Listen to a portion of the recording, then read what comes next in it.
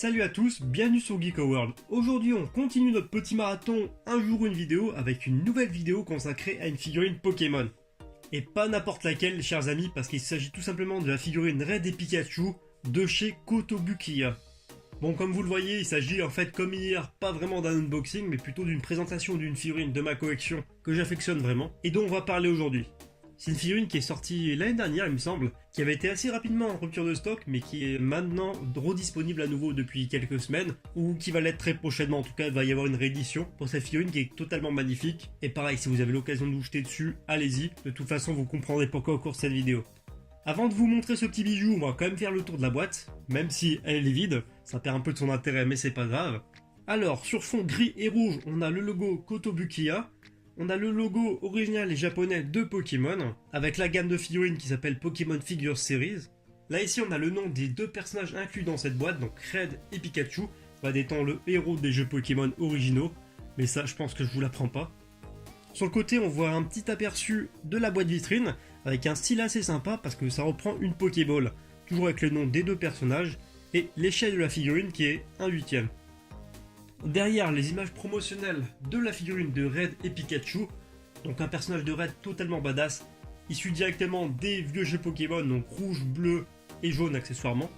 On a une petite image promotionnelle qui fait un focus sur le visage, on a un aperçu complet de la figurine, on a un petit Pikachu ici et il est encore là. De l'autre côté de cette boîte, on retrouve l'artwork dont est tirée justement cette figurine et qui a inspiré le créateur. Et au-dessus de la boîte, on a toujours cette petite boîte vitrine avec le design de la Pokéball et voilà. Et voilà pour ce rapide tour de boîte. Voici donc cette fameuse petite statuette de Red et Pikachu qui est vraiment classe. La figurine en jette tout simplement et là franchement il y a eu un vrai travail d'orfèvre sur cette figurine. Mais vous allez voir pourquoi.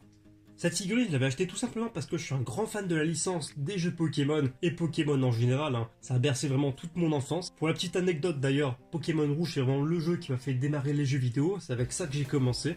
Donc forcément, à l'époque, quand j'ai découvert qu'une figurine de Red allait sortir et qu'elle claquait complètement, j'ai directement précommandé. Je crois que je l'avais précommandé au moins 5 ou 6 mois à l'avance.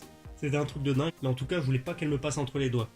Au niveau du sculpt, on a vraiment un Red très fidèle à la version qu'on retrouve dans les jeux vidéo. Donc on a le petit pins au-dessus de la casquette rouge, les vêtements originaux de Red, son t-shirt noir, ses célèbres chaussures qui ont été reprises dans pas mal de jeux Pokémon. En plus, avec cette figurine, on a un Pikachu qui n'est pas fixé au socle. Donc le Pikachu, franchement, il est super bien fait. Que ce soit le nez, les yeux, les petits effets transparents pour recréer les éclairs, c'est vraiment impeccable. Il y a même carrément un petit dégradé de couleur sur la queue de Pikachu. Et ça franchement, pour une fois qu'on a une figurine de Pokémon hyper bien réalisée, ça fait vraiment plaisir. Comme je l'évoquais auparavant, ce qui m'a vraiment plu avec cette figurine de Red, c'est vraiment la fidélité et l'hommage que représente cette figurine par rapport aux jeux vidéo. Je veux dire, le visage est super bien fait, les yeux sont vraiment nickel, la peinture, les cheveux, les effets de plissage et de drapé sur le t-shirt. Pareil derrière, on a pas mal de jolis jeux au niveau des plis, au niveau du pantalon c'est pareil. Le socle est tout simplement magnifique. On a un socle rond, comme ça, assez simpliste sur les bords, et qui reprend le design de la Pokéball sur une couleur assez rouge brillante, un peu pailletée. C'est vraiment beau. Et puis le petit plus, c'est que la figurine est carrément vissée à son socle. Donc en termes de stabilité, je peux vous dire que ça bouge absolument pas. Sinon, au niveau des couleurs, il y a tous les dégradés possibles, je pense. On a du bleu foncé, du bleu un peu plus clair, etc. Ça varie énormément, surtout au niveau des jambes ici, où normalement il est censé avoir de l'ombre. Donc ça c'était vraiment une excellente idée de la part du constructeur. On a le même souci du détail au niveau de la couleur, au niveau de la veste. On a pas mal de petits traits orangés, blancs, d'un léger dégradé assez subtil de rouge qui va du plus foncé au plus clair sur les extrémités. Le blanc est pas totalement blanc, c'est un blanc un peu plus cassé je trouve, qui rend aussi super bien, qui a des jolis contrastes par exemple au niveau des manches, etc. Et la casquette aussi a le droit à des petits dégradés.